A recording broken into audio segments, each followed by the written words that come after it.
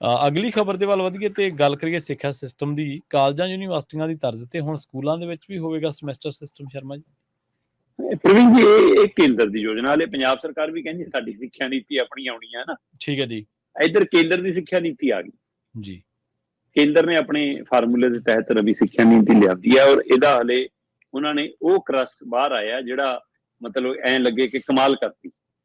ਅਜੇ ਸਿੱਖਿਆ ਮਾਹਰ, ਸਿੱਖਿਆ ਸਿਸਟਮ ਨੂੰ ਸਮਝਣ ਵਾਲੇ ਜਾਂ ਰਾਜਨੀਤਿਕ ਧਿਰਾਂ, ਉਹਨਾਂ ਨੇ ਅਜੇ ਇਹ ਸਿੱਖਿਆ ਨੀਤੀ ਦਾ ਪੋਸਟਮਾਰਟਮ ਕਰਨਾ ਹੈ, ਕਿਉਂਕਿ ਉਹ ਪੂਰਾ ਖਰੜਾ ਅਜੇ ਸਾਹਮਣੇ ਨਹੀਂ ਆਇਆ। ਅਸੀਂ ਵੀ ਉਹ ਪੂਰਾ ਖਰੜਾ ਅਜੇ ਪੜ੍ਹ ਨਹੀਂ ਸਕੇ।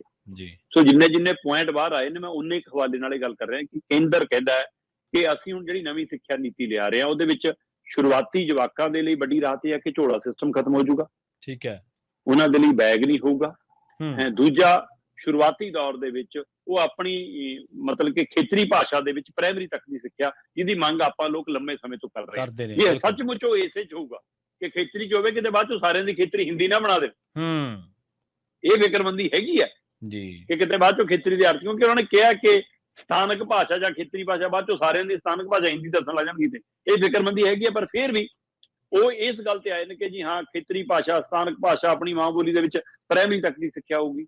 ਤੇ ਸ਼ੁਰੂਆਤੀ ਤੌਰ ਦੇ ਉੱਤੇ ਕਹਿੰਦੇ ਜਵਾਕ ਨੂੰ ਸਿਰਫ ਆਪਣੀ ਮਾਂ ਬੋਲੀ ਦਾ ਕਾਇਦਾ, ਠੀਕ ਹੈ ਜੀ, ਤੇ ਇੱਕ ਹਿਸਾਬ ਦਾ ਵਿਸ਼ਾ, 2 ਵਿਸ਼ੇ ਹੀ ਹੋਣਗੇ ਕਹਿੰਦੇ। ਸੋ ਇਸ ਤਰ੍ਹਾਂ ਦੀ ਤਜਵੀਜ਼ ਨਾਲ ਕੁਛ ਇਹ ਗੱਲਾਂ ਆਈਆਂ ਨੇ ਕਿ ਤੇ ਕਹਿੰਦੇ ਜੀ ਛੋਟੇ ਜਵਾਕਾਂ ਦੇ ਲਈ ਬਕਾਇਦਾ ਤੌਰ ਤੇ 53 ਕਿਸਮ ਦੇ ਖਿਡੌਣੇ ਹੋਣਗੇ, 53 ਕਿਸਮ ਦੀਆਂ ਖੇਡਾਂ ਹੋਣਗੀਆਂ, ਤਾਂ ਕਿ ਉਹਨੂੰ ਝੋਲੇ ਦੀ ਲੋੜ ਨਾ ਪਵੇ। ਪੜ੍ਹਾਈ ਵੀ ਉਹ ਛੋਟੇ ਹੁੰਦੇ ਏਦਾਂ ਹੀ ਕਰੇ, 8 ਸਾਲ ਤੱਕ ਉਹਨੂੰ ਸਕੂਲ 'ਚ ਝੋਲਾ ਲੈ ਕੇ ਜਾਣ ਦੀ ਲੋੜ ਨਹੀਂ। ਸੋ ਇਹ ਸਵਾਲ ਨਾਲ ਜਿਹੜਾ ਸੈਸ਼ਨ ਹੈ 2024-25 ਤੋਂ ਸ਼ੁਰੂ ਹੋਣ ਦੀ ਉਮੀਦ ਕਰ ਰਹੀ ਹੈ ਸਰਕਾਰ।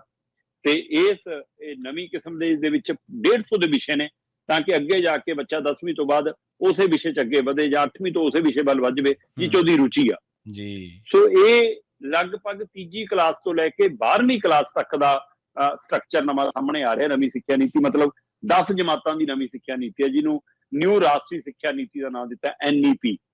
ਸੋ ਇਹਦੇ ਵਿੱਚ ਬਕਾਇਦਾ ਤੌਰ ਤੇ ਕਾਲਜ ਪੱਧਰ ਤੇ ਜਾ ਕੇ ਵੀ ਉਹਨਾਂ ਨੇ ਕੁਝ ਪਹਿਲ ਕਦਮੀ ਕੀਤੀ ਹੈ।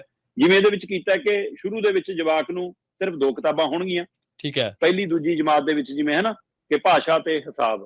ਫਿਰ ਉਹ ਤੋਂ 3ਜੀ ਤੋਂ 5ਵੀਂ ਜਮਾਤ ਤੱਕ ਜਵਾਕ ਕੋਲ 3 ਕਿਤਾਬਾਂ ਹੀ ਹੋਣਗੀਆਂ, ਇੱਕ ਹੋਰ ਭਾਸ਼ਾ ਨਾਲ ਉਹਨੂੰ ਸਿਖਾਈ ਜਾਊਗੀ, ਹੈ ਨਾ। ਤੇ ਉਹਦੀ ਜਦੋਂ ਕਿ ਖੇਤਰੀ ਭਾਸ਼ਾ ਜੋ ਆਪਣੇ ਬਾਕੀ ਵਿਸ਼ੇ ਪੜੂਗਾ 5ਵੀਂ ਤੱਕ।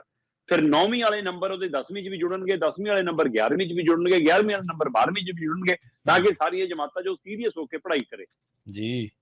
ਪਰ ਖਾਸ ਕਰਕੇ ਉਹਨਾਂ ਨੇ ਬੱਚੇ ਦਾ ਵਜਨ ਘਟਾਉਣ ਦਾ ਕਹਿੰਦੇ ਜੀ ਅਸੀਂ ਹੀਲਾ ਕੀਤਾ ਕਿ ਜਿਵੇਂ ਕਾਲਜਾਂ ਦੇ ਵਿੱਚ, ਯੂਨੀਵਰਸਿਟੀਆਂ ਦੇ ਵਿੱਚ ਗ੍ਰੈਜੂਏਸ਼ਨ ਵਾਲੀ ਡਿਗਰੀ ਜਾਂ ਮਾਸਟਰ ਡਿਗਰੀਆਂ 'ਚ ਸਮੈਸਟਰ ਸਿਸਟਮ ਹੈ ਕਿ 1 ਸਾਲ ਦੀ ਪੜ੍ਹਾਈ 6-6 ਮਹੀਨੇ ਬਾਅਦ ਪੇਪਰ ਹੁੰਦੇ ਨੇ, ਉਵੇਂ ਹੀ 9ਵੀਂ ਤੋਂ 12ਵੀਂ ਤੱਕ ਦੀ ਪੜ੍ਹਾਈ ਹੁਣ ਕਹਿੰਦੇ ਸਮੈਸਟਰ ਸਿਸਟਮ 'ਚ ਹੋਊਗੀ।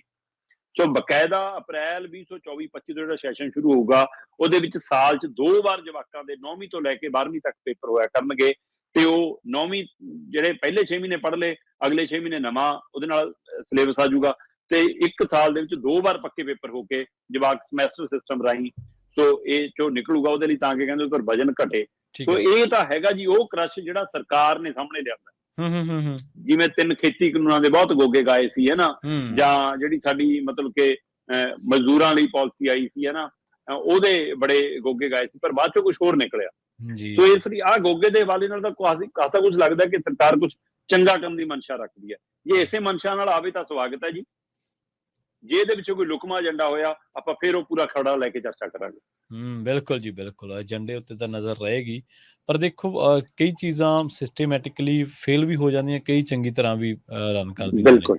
ਤੁਸੀਂ ਇਹਨਾਂ ਸਿੱਖਿਆ ਦੇ ਵਿੱਚ ਹੀ ਰਾਈਟ ਟੂ ਐਜੂਕੇਸ਼ਨ ਐਕਟ ਤੇ ਬਹੁਤ ਜ਼ਿਆਦਾ ਡੂੰਘਾਈ ਦੇ ਨਾਲ ਉਹਨਾਂ ਚੀਜ਼ਾਂ ਨੂੰ ਵੇਖਿਆ, ਪੜ੍ਹਿਆ, ਫਿਰ ਹੋਰ ਮਾਹਰਾਂ ਦੇ ਨਾਲ ਵੀ ਗੱਲਬਾਤ ਕੀਤੀ।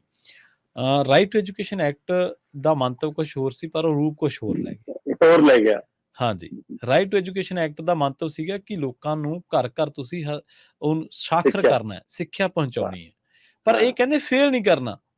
ਇਹਨਾਂ ਨੇ ਨਵਾਂ ਹੀ ਹਾਂਜੀ, ਜੇ ਘੋੜੇ ਤੇ ਚੜੇ ਹੀ ਨਹੀਂ ਤੇ ਉਹ ਡਿੱਗੇ ਹੀ ਨਹੀਂ ਤੇ ਉਹ ਘੋੜਸਵਾਰੀ ਕੀ ਸਿੱਖੂਗਾ ਕੀ। ਬਿਲਕੁਲ, ਇਹ ਕਹਿੰਦੇ ਕਿ ਤੈਰਾਕੀ ਸਿਖਾਉਣੀ ਆ ਪਰ ਤਲਾਸ਼ ਨਹੀਂ ਤਾਰਨਾ। ਇਹ ਕਹਿੰਦੇ ਘੋੜਸਵਾਰੀ ਸਿਖਾਉਣੀ ਆ ਪਰ ਬਿਠਾਉਣਾ ਘੋੜੇ ਤੇ ਨਹੀਂ ਚੜਾਉਣਾ, ਘੋੜੇ ਦੀ ਫੋਟੋ ਤੇ ਸਿਖਾਉਣੀ ਹੈ ਕਹਿੰਦੇ।